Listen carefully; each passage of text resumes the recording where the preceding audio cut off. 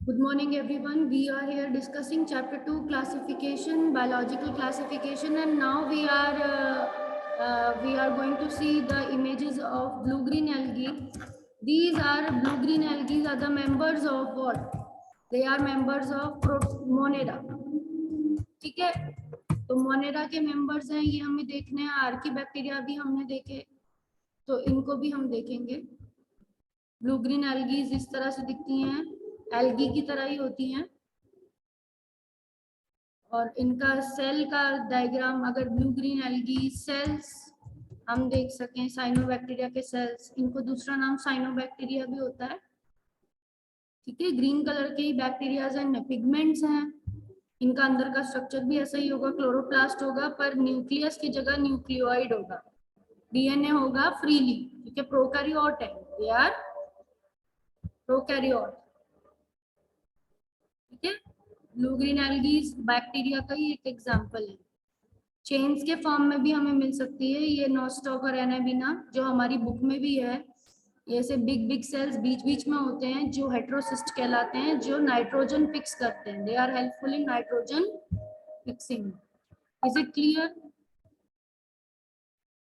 Nitrogen fix.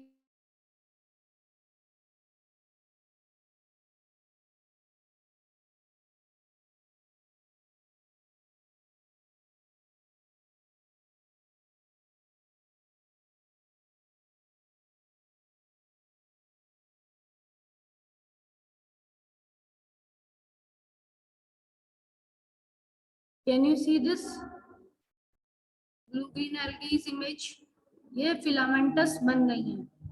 Their cells are arranged in a filaments and they are having bigger thick walled structures. बीच बीच में मोटे मोटे sales हैं, और जो हेट्रोसिस्ट कहलाते हैं, जो नाइट्रोजन फिक्स करने के काम करते हैं. Are you getting my point?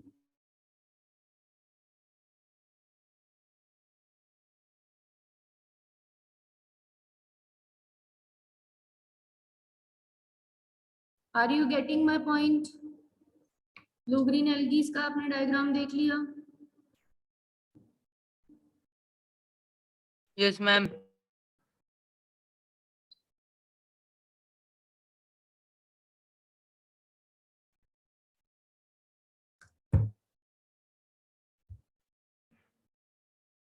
Now slime molds, protozoans,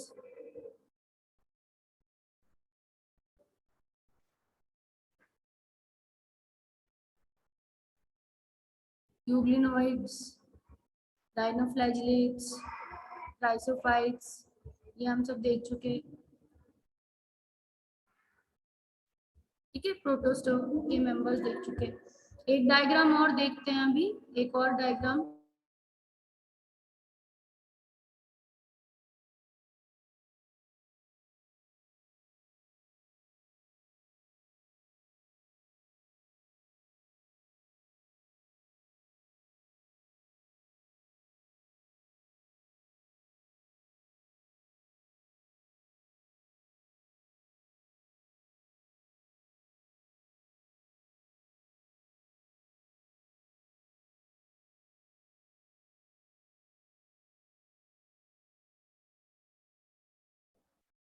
अब मोनेरा के किंगडम में तीन चीजें के डायग्राम आपको देखने हैं: आर्कीबैक्टीरिया, यू बैक्टीरिया और साइनोबैक्टीरिया.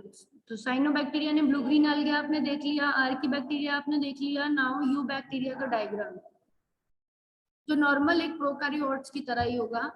उसमें फ्लैजिला हो सकते हैं जो मूवमेंट का हेल्प करेंगे. ठीक है, रॉड शेप बैक्टीरिया हो सकते हैं, सर्कल शेप बैक्टीरिया हो सकते हैं, जो आपको पता है 4 बेसिक शेप्स हैं बैक्टीरियाज की.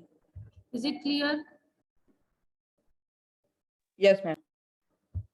कॉलोनीज में भी ये रह सकते हैं, चेन्स भी ये बना सकते हैं बैक्टीरियाज. ये बैक्टीरिया के इमेजेस होते हैं, नॉर्मल इमेजेस हैं ये. ठीक है, अब हम आर्की बैक्टीरियाज देख चुके हैं. आर्की बैक्टीरियाज में एक्सट्रीम इन्वायरमेंट में रहने का एबिलिटी होता है. It has ability to live in extreme environments. ठीक है, जैसे मीथेनोजन्स, हेलोफाइल्स, थर्मोएसिडोफाइल्स, ये आर्की बैक्टीरिया हैं. आर्किया मीन्स एंशियंट वर्ड से आर्किया आया है। जो यू बैक्टीरिया आए थे तब ये भी डिस्कवर हुए थे, पर ये ऑक्सीजन के विदाउट ऑक्सीजन रह सकते हैं, सॉल्ट वाटर की लेक्स में रह सकते हैं, बॉइलिंग वाटर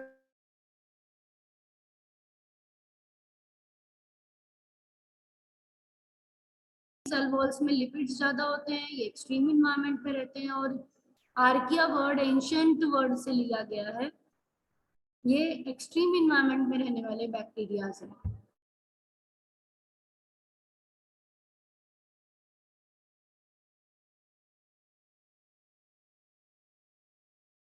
ऑफ लाइफ हमने डिस्कस किया था, these are 3 domains of life, bacteria, eukarya, archaea. ठीक है, बैक्टीरिया में बैक्टीरियास के मेंबर्स आ गए पूरे, आर्किया में आर्किया के मेंबर्स आएंगे। ठीक है, मिथेनोजन, हेलोफाइल्स और थर्मोफाइल्स यानी कि गर्म में रहने वाले, मीथेन बनाने वाले, और नमक में रहने वाले, ये आर्किया के मेंबर्स हैं।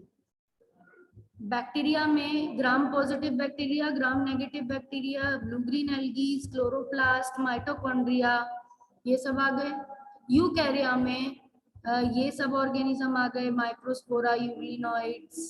यूकैरिया मतलब यूकैरियोट्स का डोमेन। तो 3 डोमेन्स ऑफ लाइफ हमने भी पढ़ा था, ये आप बना सकते हो, इसका स्क्रीनशॉट ले सकते हो। ठीक है, हमने जो आपको नोट्स दिए हैं उनमें भी इतना क्लियर फ्लो चार्ट नहीं है, तो आप सर्च करके 3 डोमेन्स का अपनी तरफ से बना सकते हैं। यहाँ तक सबको क्लियर है?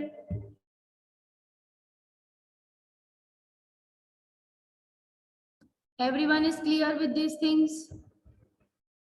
अभी तक जहां तक पढ़ाया,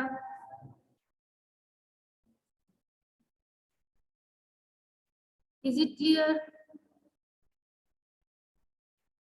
यस मैम। ओके,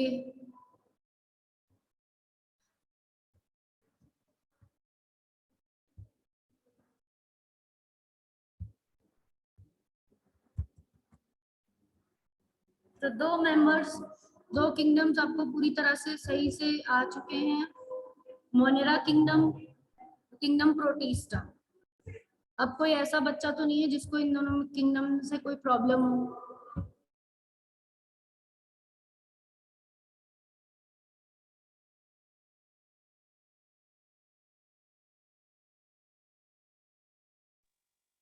मैम एक बार एयर के बैक्टीरिया और यू बैक्टीरिया बता दो। आर्की बैक्टीरिया आपके टफ कंडीशन में रहने वाले, एक्सट्रीम इन्वायरमेंट में रहने वाले बैक्टीरिया हैं, जिनकी सेल वॉल भी अलग होती हैं, इसी वजह से वो टफ कंडीशन में रह पाते हैं। और यू बैक्टीरिया नॉर्मल बैक्टीरिया हैं जो नॉर्मल इन्वायरमेंट में मिलते हैं। यू बैक्टीरिया के मेंबर्स हैं ब्लू ग्रीन एल्गीज, जो समुद्र में मिल जाएंगी, या फिर यहाँ पे आप देख रहे हो ब्लू ग्रीन एल्गीज पॉन्ड्स में मिल जाएंगी। और यू बैक्टीरिया में हमारे दही जमाते हैं जो बैक्टीरिया, वो वाला भी आएगा। जो डेड डिकिंग डिकम्पोजर है वो वाले बैक्टीरिया भी आएंगे। पर आर्की बैक्टीरिया में सिंपली 3 आएंगे, एक नमक के एरिया में रहने वाले हेलोफाइल्स, हाई टेम्परेचर में रहने वाले थर्मोफाइल्स, और आपका मीथेन बनाने वाले मीथेनोजेंस। इनके नोट्स प्रॉपर बनाकर इनको लिखकर याद करिए, तब आप, is it clear? Yes ma'am. तो आपको जो पीडीएफ नोट्स दिए हैं उसका स्क्रीनशॉट भी भेज दिया, उनको लिख लोगे तभी आपको भी लर्न होगा। So with this I am going to end the class. हम तब तक प्रोसीड नहीं करेंगे जब तक सारे बच्चों के ये दोनों टॉपिक्स नहीं हो जाएंगे। कोई फायदा नहीं है इस तरह से प्रोसीड करने में। Yes ma'am. आप लिखोगे, मुझे नोट्स दिखाओगे, आपकी कॉपी में लास्ट पेज पर ये नोट्स होने चाहिए। आर्की बैक्टीरिया, यू बैक्टीरिया मतलब मोनेरा का पूरा पॉइंट्स, और प्रोटिस्टा के पूरे पॉइंट्स। Okay ma'am.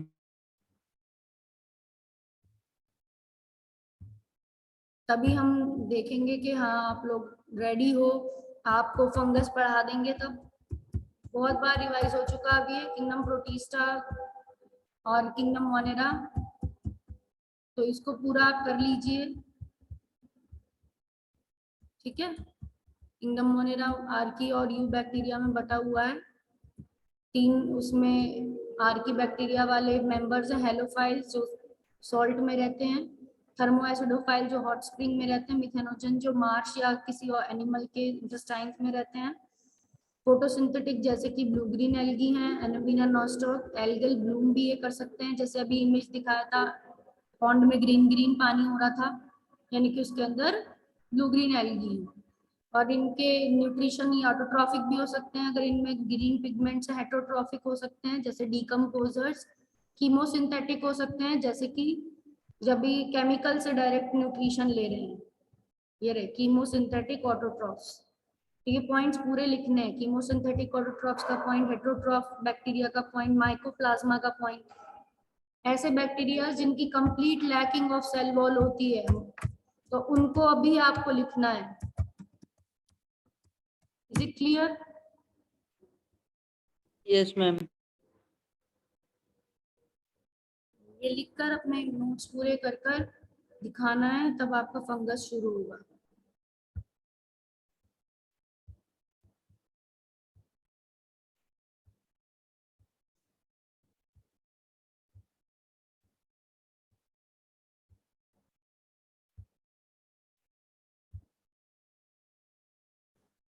माइकोप्लाज्मा के अंदर सेल वॉल नहीं है और ये सबसे छोटे लिविंग ऑर्गेनिज्म होते हैं, ये विदाउट ऑक्सीजन भी रह सकते हैं और ये पैथनिक हैं।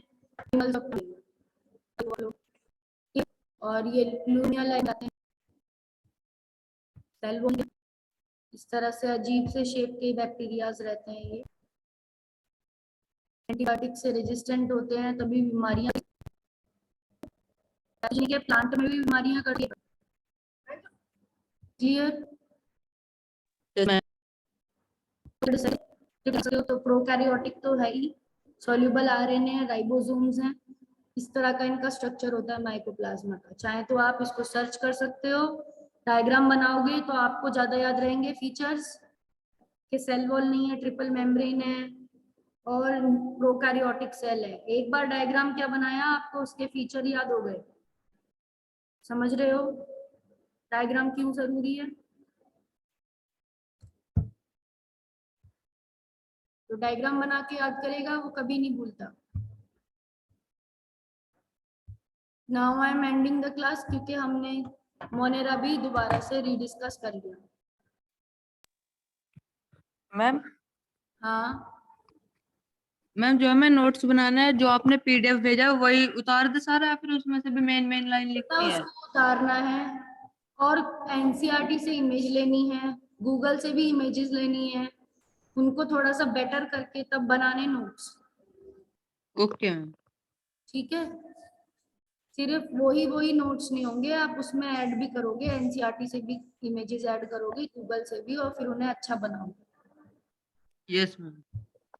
ठीक है, so with this I am going to finish the class now. आपको यस ये मैम। नोट्स पूरे करने हैं, तभी मैं आपको आगे का फंगस पढ़ाऊंगी। Okay ma'am. So now I am ending the class. Okay, ma'am. Your notes, complete your